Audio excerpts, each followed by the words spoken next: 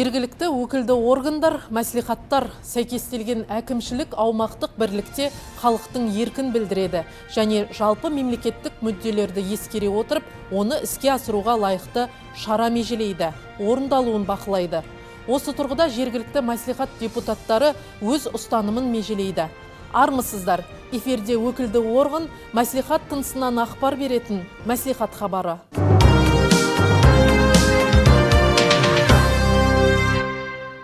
28 қазанда еліміздің барлық аумағында, оның ішінде біздің өңірімізде мәслихаттардың шығып қалған депутаттарының орнына сайлау өтті. Аталған сайлауға бір облыстық, бір аудандық округтік, бір учаскелік сайлау комиссиялары қатысты. Саяси маңызды науқан Сырдария ауданында өтті. Мұнда сайлаушылар 12-ші Амангелді сайлау округі бойынша шығып қалған аудандық мәслихат депутатының орнына түскен 3 үміткерден қалағанына дауыс берді. Сайлауға дауыс беруге сайлаушылар тізіміне енгізілген 1723 сайлаушының 1432-сі немесе 83,1% қатысты. Депутаттыққа кандидаттардың сайлауда жинаған дауысына келер болсақ, Сырдария ауданы бойынша 12-ші Амангелді сайлау округінде дауысқа түскен Жаманқұлов Зейнұр Қайрадинұлы 1126 дауыс, 79%, Жұманазаров Жолдас Мұхтарұлы 128 дауыс, 9%, Рыспаева Сәрсенкүл Мырзахметқызы 172 дауыс, 12% жинады. Сырдария ауданы бойынша жарамсыз деп танылған сайлау бюллетенінің жалпы саны 6.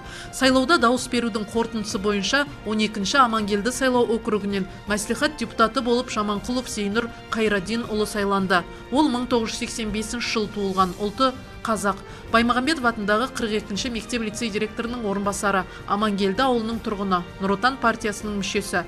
Сайлау науқаны мен дауыс беру кезінде және дауыстарды санау кезінде, сондай-ақ сайлаудың нәтижесі бойынша сайлау комиссияларына ешқандай арыз шағым түспеген.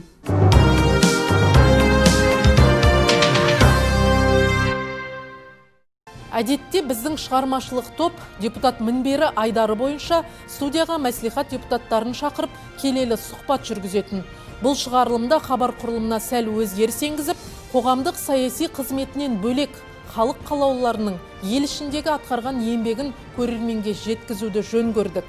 Осы ретте 11-ші Бұқарбай Батыр сайлау округі бойынша сайланған облыстық мәслихат депутаты Имамзада Қуанышбайұлы Шағыртаев басшылығындағы серіктестік жұмысымен, ауыл тынысымен, сайлаушылардың мүддесімен жақын танысып қайттық. Имамзада Шағыртаев 11-ші Бұқарбай Батыр сайлау округі бойынша сайланған облыстық мәслихат депутаты. Таң ауылының тумасы ауылдың өсіп өркендеуіне сүбелі үлес қосып жүр. 15 жылдан бері Таң ЛТД жауапкершілігі шектеулі серіктестігін құрып басқарады. Ауыл шаруашылығы саласын дамыту, халықтың әлеуметтік жағдайын жақсартуға көңіл бөлу халық қалаулысының басты мақсаты. Жарқын істің бастамашысы болған депутат серіктестік жұмысын онан әрі өрістету бағытында күріш ақтау зауытын ашуда. Зауытқа 30 адам жұмысқа тартылған. Оңтүстік кореялық құрылғылар арқылы күріш сұрыпталып, ақталып, қапқа құйылып, тұтынушыға дайын күйде шығады.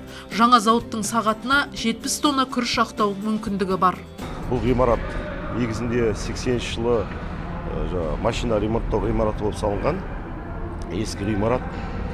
Енді қазіргі уақытта барлығы оптимизация болып жатқаннан кейін, қажет жерде біз бұл ғимаратты келешектің күрішті өндіріп сату жөнінде ойластырып, осы шаруашылықтың мамандарымен, осы шаруашылықтың ғимаратын қайта ремонттап, соның ішіне күрішті қайта өңдеу заводын салып отырмыз, Южный Кореядан алдырып келіп.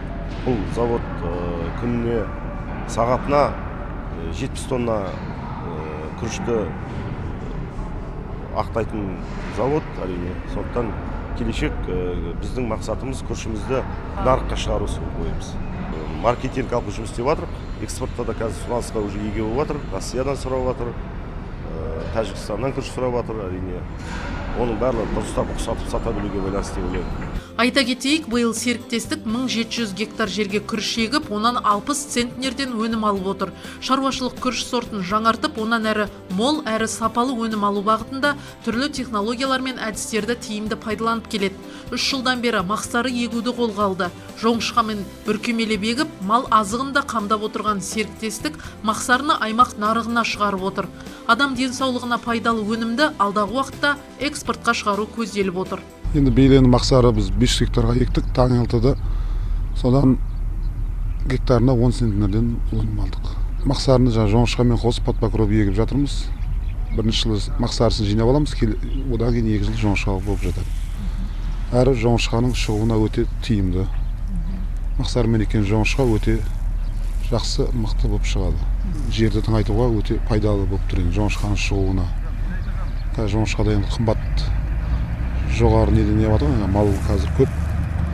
Соған енді тиімді жоңышқамен еккен кезде жоңышқаның шығуына, жер тыңайтуға енді ары жоңышқа шыққаннан жер жақсы тыңаяды. Облыстық мәслихат депутаты шаруашылықты өркендету арқылы ауыл тұрғындарының тұрмысын ілгерілетуді алға қойған. Ауыл көркіне көрік қосып тұрған жаңа нысанның бірі таң бөбегі балабақшасы.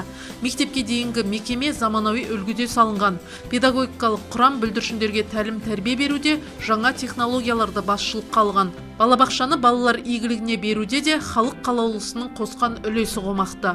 Ауылымыз осы таң бөбегінің балабақшасының ашылғанына дән ризамыз, қуаныштымыз. Әйтеуір халықтың қамын ойлап, балдарымыз осы.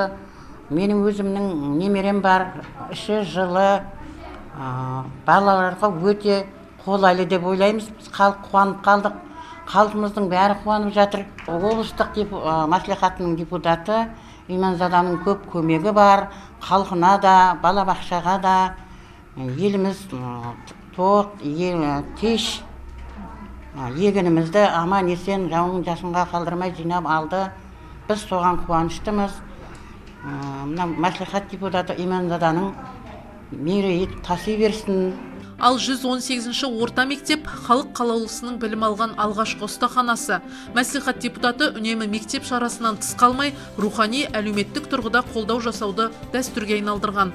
Бұл жолы әріптестермен, яғни облыстық мәслихат депутаты Райкүл Байназаровамен бірігіп, ұстаздар қауымымен жолықты. Жолдаудан туындаған жаңа міндеттер туралы пікір алмасты. Басқосуда мұғалім мәртебесі, білім берудің жаңа мазмұны, мұғалімдердің жүктемесі, әлеуметтік міндеттемелер жайлы айтылды. Мектебімізге облыстық мәслихат депутаты Райкүл Мансұрқызы Байназарова және Имамзада Шағыртаев мырзалар келіп, елбасының кешегі айтылған жолдауын насихаттады.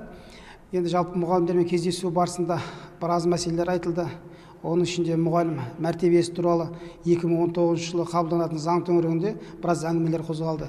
Енді біздің мұғалімдеріміз бірнеше ұсыныс айтты. Соның ішінде мұғалімдердің жүктемесі, сынып жетекшілігі туралы әсіресе.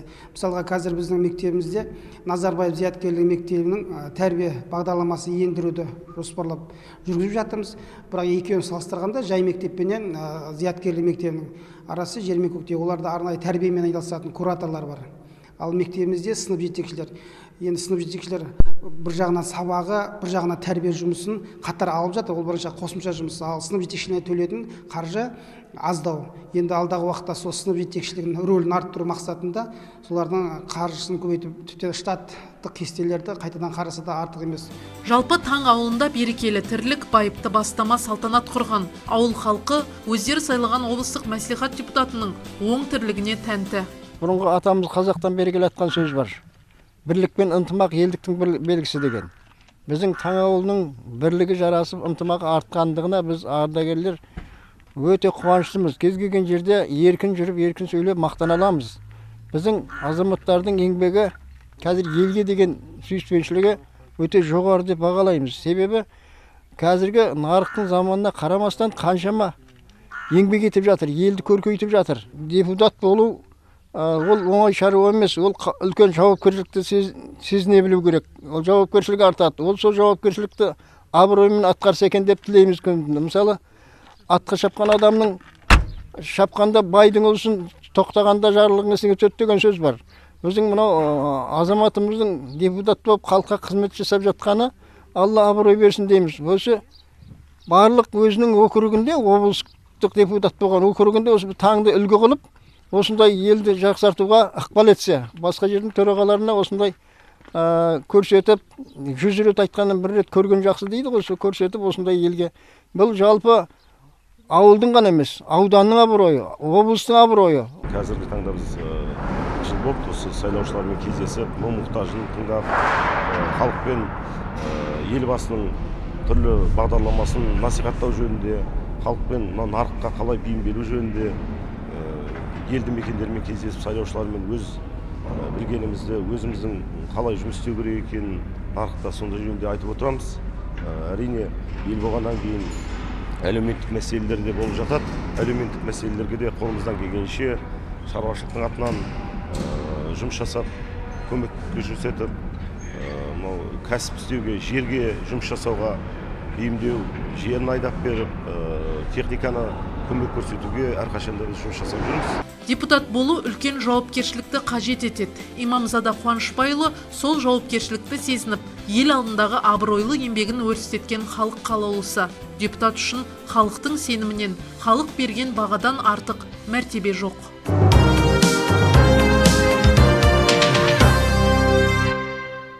Мәслихат жұмысының басты міндеттерінің бірі облыстың әлеуметтік экономикалық бағдарламаларын, облыстық бюджетті бекіту, облыс көлеміндегі басқа да маңызды мәселелерді сессияда талқылап, қабылдаған шешімдерді орындау үшін атқарушы органдарға ұсыну және олардың орындалуына тұрақты комиссиялар мен депутаттар тарапынан бақылау жасау болып табылады.